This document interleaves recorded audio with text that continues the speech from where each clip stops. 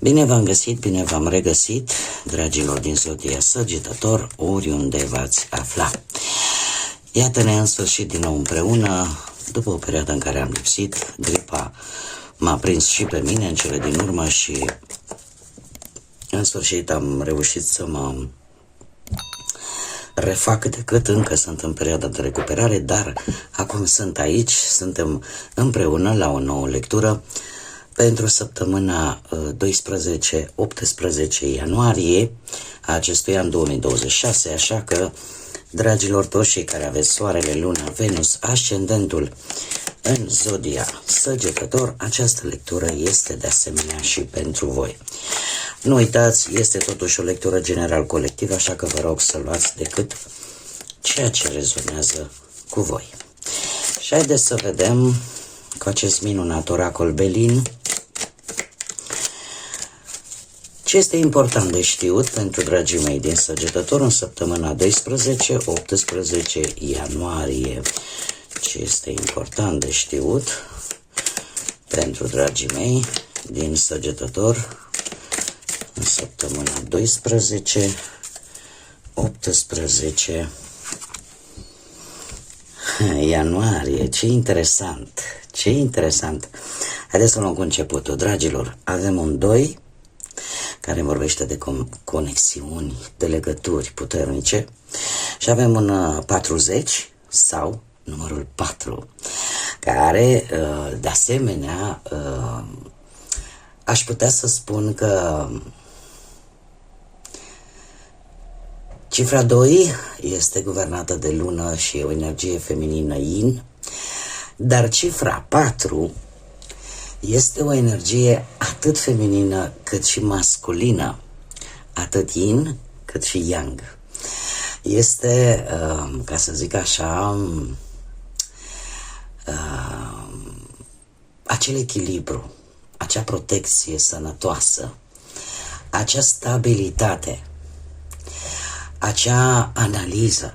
Probabil că în această săptămână sunteți mult mai analitici, mult mai doritori de o anumită stabilitate și ce este și mai interesant este faptul că l-aveți pe Jupiter care de asemenea este și guvernatorul zodiei voastre.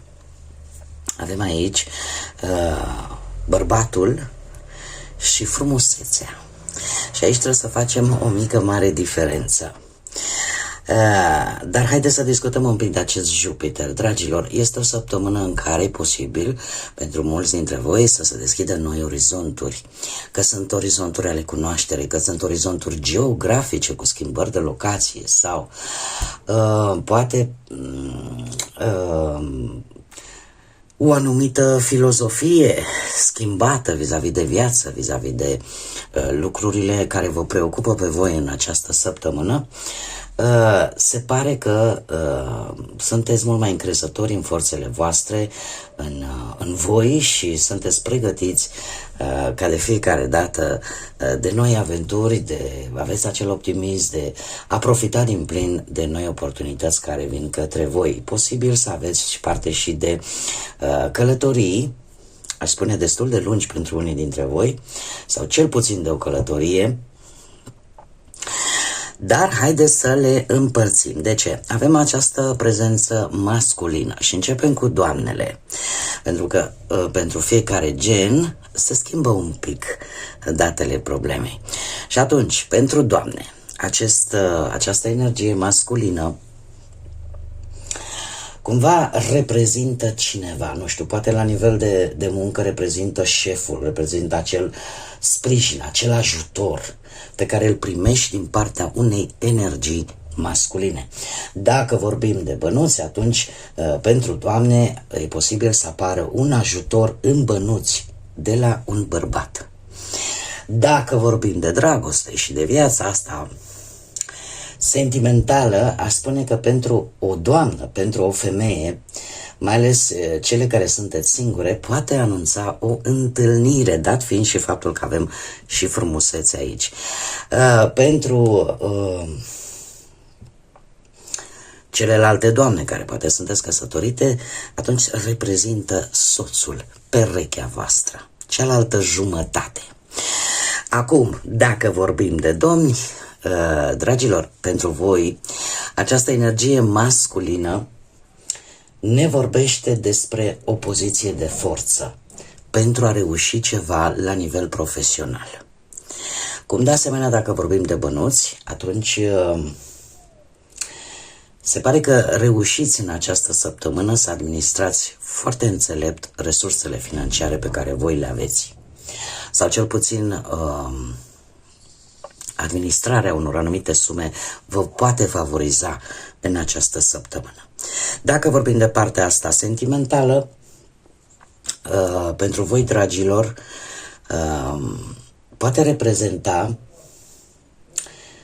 în primul rând, pentru cei care sunteți căsătoriți sau sunteți deja într-o relație, sunteți voi, cei care veți face următoarea acțiune despre care vom vorbi în acest imediat, după ce termin reprezentarea masculină pentru domni, pentru bărbați. Pentru cei singuri, pentru domnii singuri, se pare că sunt șanse să se materializeze ceva la nivel sentimental. Și este o materializare emoțională, este o materializare afectivă. Acum, trecând la frumusețe, aș putea să vă spun că, din punct de vedere al muncii, apar îmbunătățiri, apar reușite profesionale în această săptămână. Acum trebuie să țineți cont de ceea ce v-am spus mai înainte vis-a-vis de această energie masculină, da? Pentru doamne, aceste reușite vor depinde de o energie masculină, iar pentru domni este o reușită care vine de la voi, da? De la poziția voastră de putere pe care o veți avea în această săptămână. Dacă vorbim de bănuți, se pare că, per general, așa, anumite preocupări legate de bani încet încep să cam dispară și lucrurile să se așeze, să zicem, într-o matcă mult mai echilibrată. Dacă vorbim de partea asta sentimentală, această carte Frumusețea ne vorbește de sentimente foarte profunde, foarte sincere, iar pentru cei care sunteți singuri, indiferent că sunteți domni sau doamne, se pare că există posibilitatea în această săptămână să vă satisfaceți anumite dorințe emoționale, mare atenție. Nu neapărat senzuale, chimice, fizice, cât emoționale. Și acum, haideți să vedem ce ne spune și tarotul. Ce vine pentru dragii mei din Săgetător în săptămâna 12-18 ianuarie 2026? Ce vine pentru dragii mei din Săgetător? Un cavaler de cupe, dragilor. O propunere foarte bună. În mare parte este vorba despre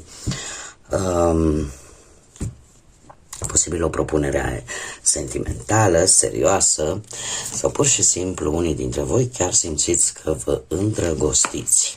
Sau dacă vorbim de partea asta sentimentală,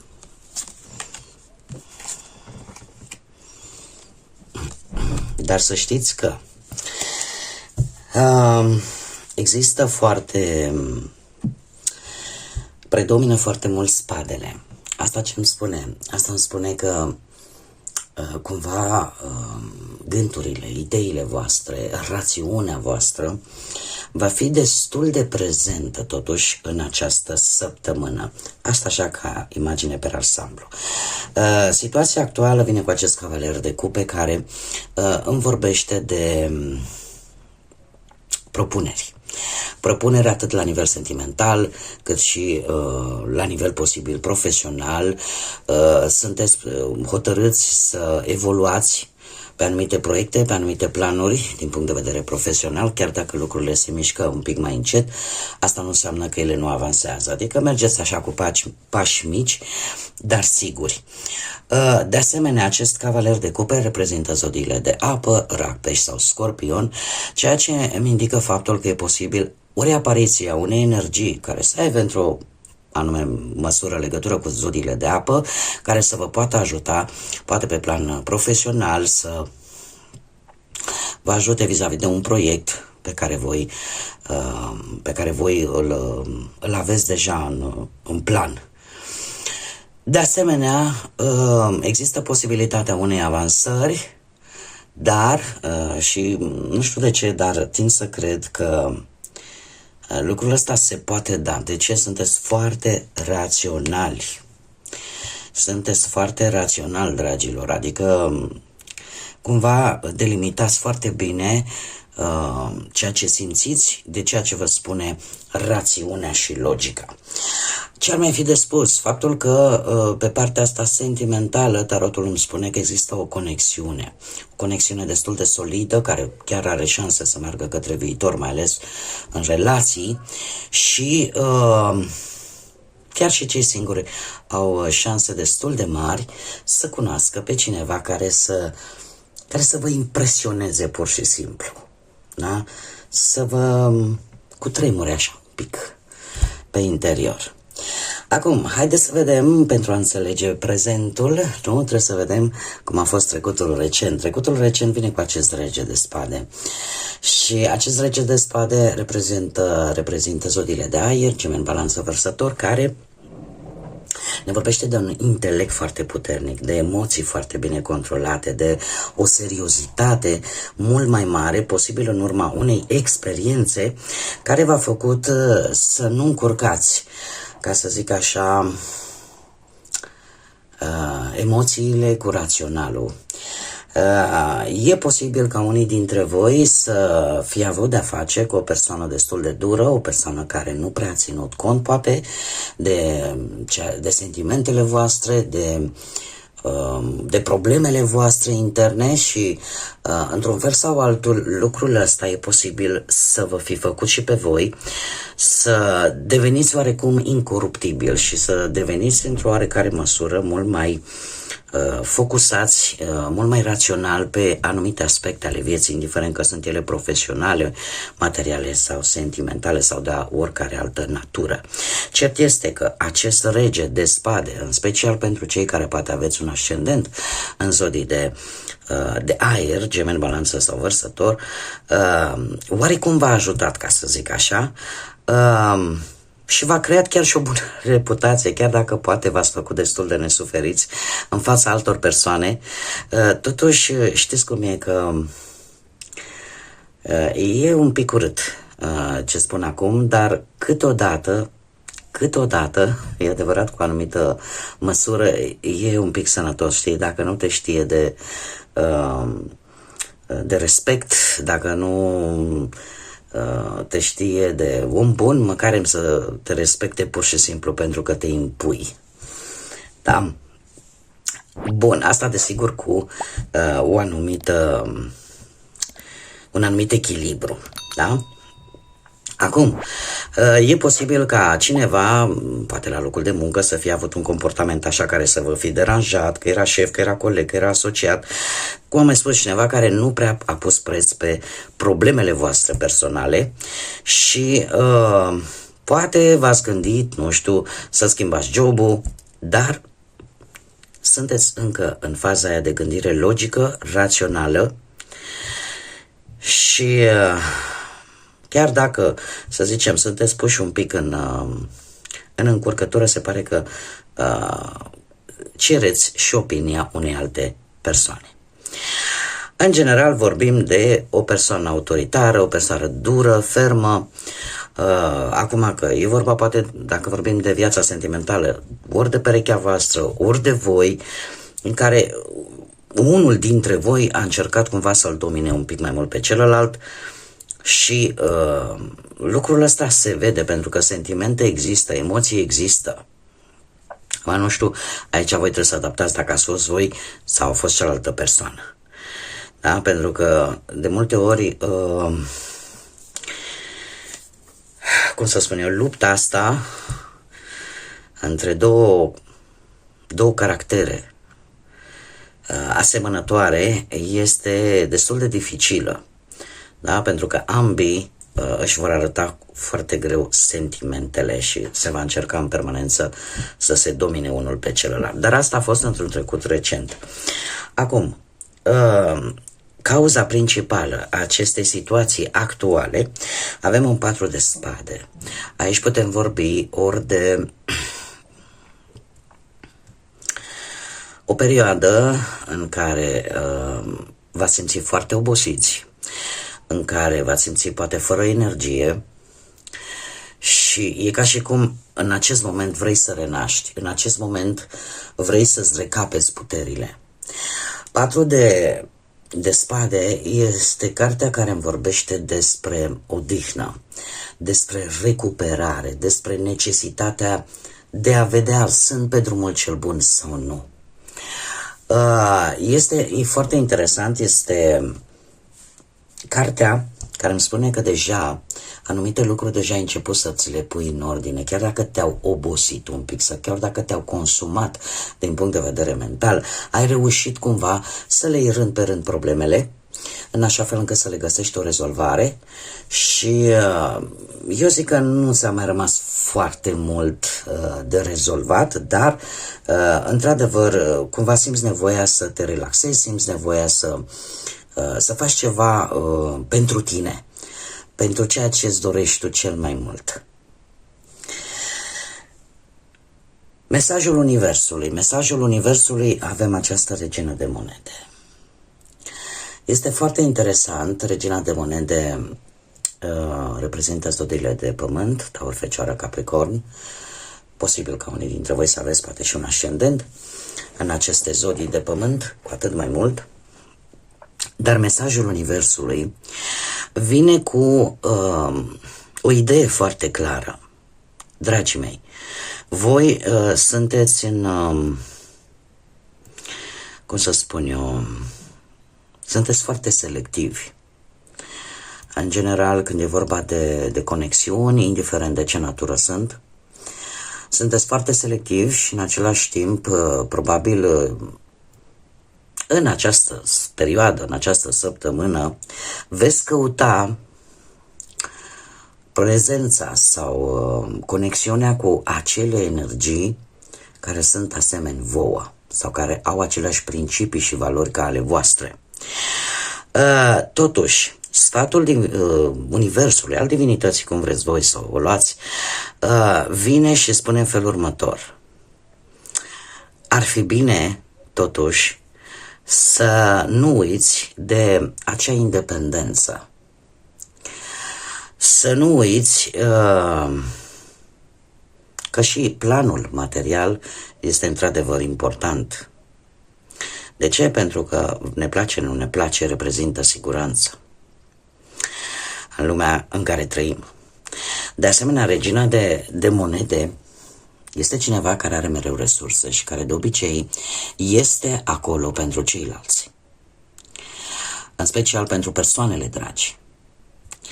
Trebuie să aveți un pic de grijă în această săptămână și dacă n-ați făcut-o până acum, ar trebui, cel puțin din punct de vedere material, să vă puneți ceva bănuți deoparte, de care să știți decât voi. Asta face regina de monede. Ea este într-adevăr supranumită și mama tuturor răniților, pentru că încearcă să-i ajute pe ceilalți. Dar totuși e bine ca ea, pentru a avea această independență și a se bucura de ea, trebuie să-și pună ceva deoparte. Ce ar mai fi de spus?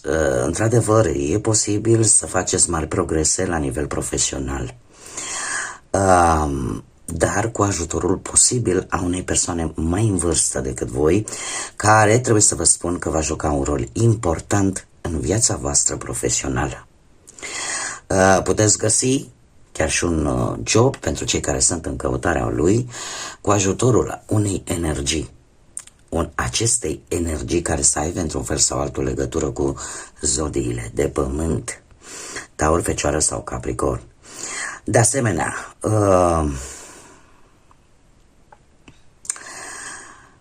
de partea materială am discutat, încercați și faceți economii. Cum, de asemenea, probabil că nu degeaba vi se spune acest lucru, vom vedea pe parcurs, dar e clar că acest mesaj trebuie să ajungă, cel puțin la cei care rezonați cu el, da? Să puneți ceva bănuți într-un loc de care să știți decât voi. Este de asemenea o săptămână destul de bună în a ieși cu perechea voastră. Și chiar și pentru cei care sunteți singurei, încercați să vă apreciați mult mai mult calitățile voastre, iar dacă sunt anumite persoane care nu găsesc nimic bun în calitățile voastre, atunci probabil că nu este ceea ce voi căutați. Cam acesta este mesajul Universului pentru voi în această săptămână. Cu ce vine săptămâna 12-18? Vine cu forța. Zodia Leu, altă zodie de foc. Forța vine și spune, ne vorbește de curaj, ne vorbește de răbdare, ne vorbește de control, ne vorbește de importanța minții, de cum poți să-ți, cum să spun eu, să îmblânzești acea parte, haideți să facem o metaforă, să îmblânzești bestia din tine. Cum o poți face? Cu ajutorul comunicării, cu ajutorul cuvântului, cu acele abilități de care voi dispuneți și pe care le puteți pune la treabă în această săptămână. Despre ce poate fi vorba? Poate fi vorba despre, nu știu, în mare parte pentru cei care poate își caută un job. Și voi știți că aveți acele abilități pentru a-l găsi, pentru a-l obține. Chiar și cei care poate sunteți angajați. Se pare că puteți încerca o negociere sau o renegociere în așa fel încât folosindu-vă de dialog, folosindu-vă de o comunicare mult mai asertivă, mult mai diplomată, să îmblânziți, ca să zic așa, această bestie, da, metaforic vorbind, poate pe cineva. Și în așa fel încât voi să reușiți să vă îmbunătățiți situația profesională în această săptămână. Dacă vorbim de bănuți, într-adevăr se pare că puteți avea în această săptămână parte de surprize destul de plăcute, nu știu, bani veniți poate din diferite forme, total neașteptate. Este foarte interesant că apare dorința în această săptămână să cheltuiți niște bani pe, nu știu, poate pe un mijloc de transport sau poate pe o dorință, pe un bun în general care este mobil, da? Sau poate pe o afacere. În general apare, nu știu dacă neapărat necesitatea, cât dorința de a cheltui o sumă de bani pe ceva care nu este fix, da? Care se poate mișca, este mobil. Dacă vorbim de partea asta a relațiilor, a vieții sentimentale, a spune că este un moment destul de bun petrecut în relație. Veți încerca poate să vă ajutați unul pe celălalt. Există o toleranță și o înțelegere reciprocă care în același timp este și benefică pentru relația voastră. Trebuie să aveți un pic mai multă răbdare și să dați dovadă de mult echilibru în a vă rezolva lucrurile, iar cei care sunteți singurei și sunteți în căutarea unei anumite persoane, se pare că sunteți într-o fază de siguranță, în care nu vă temeți să ieșiți, să cunoașteți alte persoane. E o atenție mult mai mărită, atât pe relații, pentru cei care sunteți într-o relație, cât și pe căutarea iubirii, da? Și, cum am mai spus, sunt posibile acele momente destul de romantice, destul de pasionale, și chiar și pentru cei singuri, acele întâlniri, zic eu, destul de senzuale sau chiar intime pe care le puteți avea în această săptămână. Care este mesajul cărților sau cam ce potențial are această săptămână pentru voi? Și avem o regină de spade. Cum bine am văzut, avem suita regală, rege și regină de spade. Se pare că potențialul vostru va fi foarte mult influențat, cum am mai spus, de rațiune, de ideile voastre, de proiectele voastre, de logica voastră. Cu această regină de spade, e ca și cum ai zice, experiențele din trecut m-au învățat să mă bazez în primul rând pe mine, să iau în calcul tot ceea ce este real în jurul meu. Probabil că este maniera voastră de a putea traversa această săptămână. Și de a vă extinde, așa cum bine am văzut și cu oracolul Belin, acest Jupiter, care este, cum am mai spus, și guvernatorul vostru, este cel care influențează foarte mult căutarea, cunoașterea. Da? Este cel care vine cu multe planuri și planurile unde le putem face decât mental. De acolo pleacă, de pe acea foaie, da? Din mintea noastră, în care începem punct cu punct și începem să creăm un anumit proiect, da? Să-l desenăm și îl pregătim pentru a-l pune în aplicare. Așa că dacă ar fi să trag o concluzie, într-adevăr, este o săptămână cu potențial. De ce? Pentru că este o săptămână foarte bună în a găsi noi idei, în a vă face noi planuri și un lucru foarte important, fără a fi influențați de anumite emoții. Cumva știți să le delimitați foarte bine în această săptămână.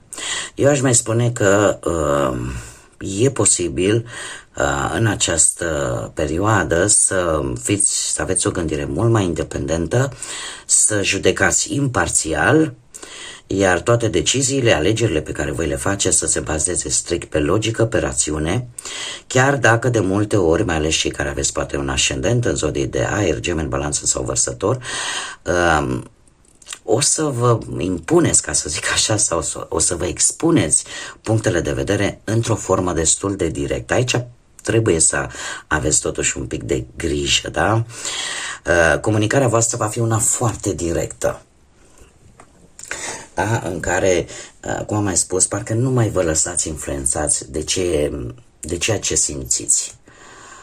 Da, e ca și cum ai spune, dacă eu am fost tratat într-un anumit fel, trebuie să învăț să fiu și eu în anumite momente la fel. Pentru că sunt situații în viață în care într-adevăr nu trebuie să ne lăsăm influențați de ceea ce simțim, cum de-al minteri sunt situații în viață în care chiar este indicat totuși să ținem cont și de anumite emoții. Dar în această săptămână, în mod deosebit, se pare că gândirea voastră, cum am mai spus, va fi una foarte independentă și foarte rațională și logică. De asemenea, este o săptămână în care e posibil să apară cineva care poate sau nu să aibă legătură cu zodiile de aer, Gemeni, Balanță, Vărsător, cineva foarte puternic și care poate juca un rol important din punct de vedere financiar. Da? Încă un mic avertisment, totuși, cheltuiți inteligent. Dacă aveți, așa cum bine am văzut, trebuie să cumpărați ceva sau vreți să cumpărați ceva, faceți-o inteligent. Cum de asemenea putem vorbi și de influența unei anumite energii care poate apărea în această săptămână, cu care ar fi bine totuși să evitați dialogurile astea, cum am spus, prea directe, prea dure. Da? Pentru că această energie poate influența atât în bine cât și în rău relațiile voastre, atât cu perechea voastră sau cu ceilalți. Haideți să vedem acum și Ce mesaj din partea îngerilor am pentru voi, dragilor din Săgetător, în perioada 18 ianuarie, și avem pe Seheiah care ne spune așa, că o viață bună și sănătoasă se apropie. Fii prudent din punct de vedere material și un pic mai practic. Asta te poate ajuta să fii un pic mai practic. Deci, încă o dată vine acest avertisment care, din punct de vedere material, să fiți prudenți și să fiți mai practici decât în mod normal, să vedeți lucrurile mult mai realist. Exact ce ne-a spus de fapt cam întreaga lectură, mult mai rațional și mult mai logic. Bun, dragii mei, cam atât am avut pentru voi. Eu vă mulțumesc pentru prezență, vă doresc să fiți sănătoși, dragilor, traversăm perioada asta atât de complicată cu gripa asta care se înșiră peste tot.